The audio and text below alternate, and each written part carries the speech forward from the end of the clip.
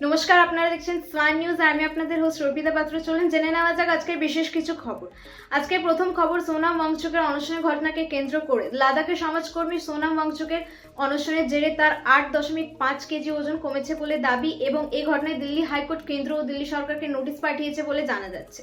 চলে যাবো আজকে দ্বিতীয় খবরের দিকে। হরমুজ প্রণালীতে জাহাজ দুর্ঘটনা। ভারত থেকে ইউএআই গামী একটি কার্গো জাহাজ হরমুজ প্রণালীতে সংঘর্ষের পর ডুবে যায় বলে জানা যাচ্ছে।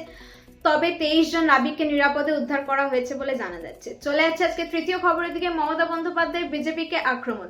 মদন মিত্রের দলত্যাগের পর প্রাক্তন মুখ্যমন্ত্রী মমতা বন্দ্যোপাধ্যায় বিজেপিকে কটাক্ষ করে বলেন, ওরা চায় আমার হার্ট অ্যাটাক হোক। চলে যাচ্ছে আজকে চতুর্থ ও শেষের খবরের দিকে।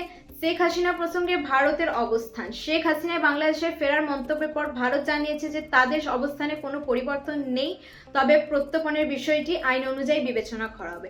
আজকে এই পর্যন্তই। ধন্যবাদ, ভালো থাকবেন, সুস্থ থাকবেন। Stay tuned with Swan news.